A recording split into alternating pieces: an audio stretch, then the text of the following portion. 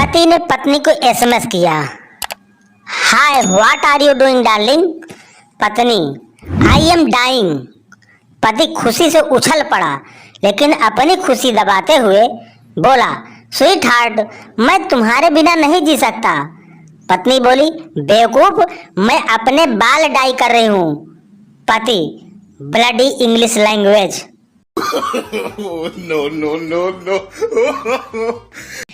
पप्पू की बीवी, सुनो जी, कल रात नींद में तुम मुझे गालियां दे रहे थे। पप्पू, यह तुम्हारी गलत फहमी है।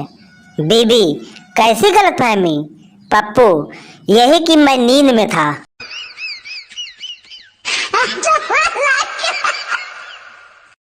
पति, तुम यहीं रुक जाओ, मैं दर्शन करने जाता हूँ। पत्नी बोली, क्यों? मुझे भी दर्शन करने हैं, मैं भी साथ चलूंगी। पति बोला, अरे वाह, तो ठीक है, पर मंदिर का भी कोई नियम कायदा है कि नहीं?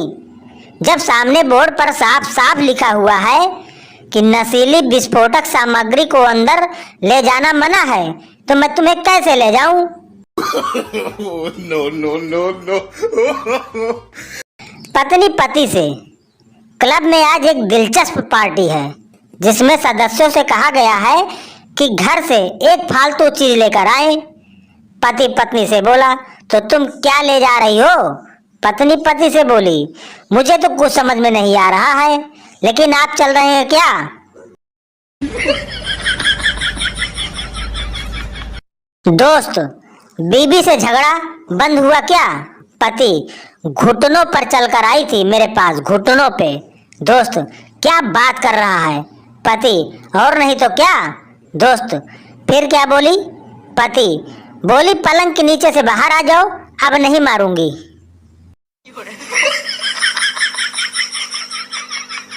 एक औरत अपने पति की कब्र पर पंखा झल रही थी।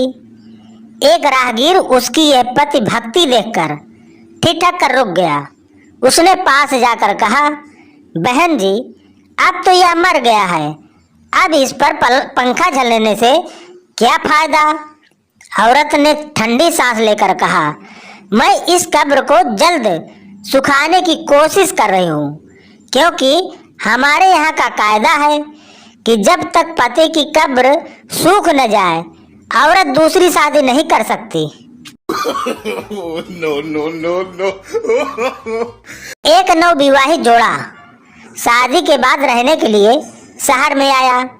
वहां उन्होंने एक कमरा लिया और नए पड़ोसियों के साथ रहने लगे। एक सुबह महिला ने देखा कि उनकी पड़ोसन ने कपड़े धोकर बाहर सुखाने के लिए डाले हैं। उसने कपड़ों की तरफ देखा और कहा, लगता है इसे कपड़े साफ करना नहीं आता, देखो कितने गंदे रखे हैं। उसे कपड़े धोने का अच्छा साबुन इस्तेमाल करना चाहिए। उसके पति ने भी देखा और उस वक्त चुप ही रहा। उसके बाद लगातार 2-3 सप्ताह तक वह महिला उसी प्रकार उस महिला के बारे में बोलती रही। फिर 1 महीने बाद एक सुबह जब महिला ने देखा तो हैरानी के साथ अपने पति से कहने लगी, देखो, लगता है आज इसने अच्छे साबुन का इस्तेमाल किया है और अब इसे कपड़े धोने भी आ गए हैं। मुझे हैरानी है कि इसे ये सब किसने सिखाया होगा। उसके पति ने कहा, आज सुबह मैं जल्दी उठ गया था और मैंने अपने कमरे की खिड़कियां साफ की है।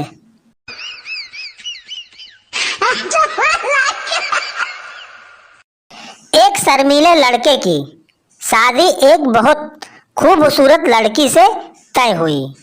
लड़का शर्म के चक्कर में लड़की से कभी मिला नहीं था, लेकिन लोगों से सुना था कि लड़की बहुत ही खूबसूरत है। शादी के बाद लड़के ने जैसे ही लड़की का घूंघट उठाया, वो एकदम से घबरा गया, क्योंकि लड़की एकदम कटरीना कैफ थी, सुंदर थी। लड़का बोला, बोलो, तुम्हारी सुंदरता के लिए क्या गिफ्ट दूं? लड़की शर्मा कर बोली, 2 आपता दिल तले। लड़का साग्ड, ओ तेरी तोतली।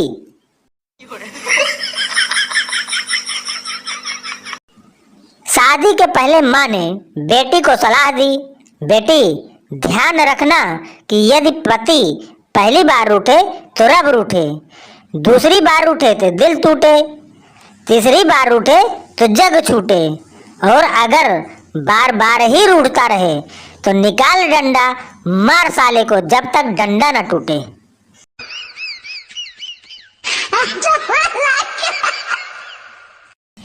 एक शहर में बहुत ही कंजूस पति पत्नी रहते थे।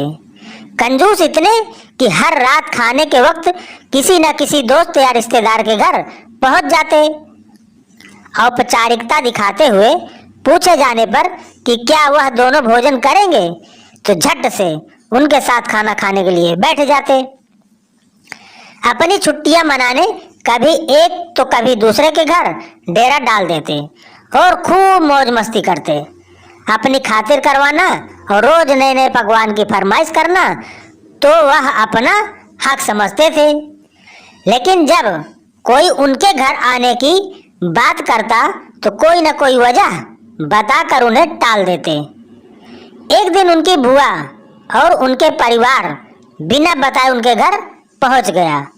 काफी देर तक गप्पे मारने के बाद कंजूस पति पत्नी को लगा कि अब तो रात का खाना खिलाना ही पड़ेगा, मगर उनका कंजूस मन उन्हें खर्च करने से रोक रहा था। तभी पति को एक उपाय सूझा। बुआ जी की तरफ देखकर पति ने बोला, आज बहुत दिनों बाद घर आई हो तुम, जल्दी से कुछ नहीं तो दाल चावल साथ में मटर पनीर बना लो। मटर पनीर का नाम सुनते ही पत्नी परेशान हो गई और मन में सोचने लगी कि जब देखो मुंह उठाकर चले आते हैं, अब मटर पनीर पर इतना खर्च करना पड़ेगा। वो मन ही मन गुदगुदाती हुई रसोई घर में जा घुसी। पीछे पीछे पति महोदय भी पहुंच गए और अपनी योजना सुनाने लगे। पति ने कहा, देखो तुम सिर्फ दाल चावल ही बना लो, लेकिन इन्हें ऐसा लगना चाहिए कि हम इन्हें मटर पनीर खिलाना चाहते हैं। पत्नी की समझ में नहीं आया तो पूछा, यह कैसे होगा कि हम दाल और चावल परोसे और उन्हें लगे कि हम उन्हें मटर पनीर खिलाना चाहते हैं।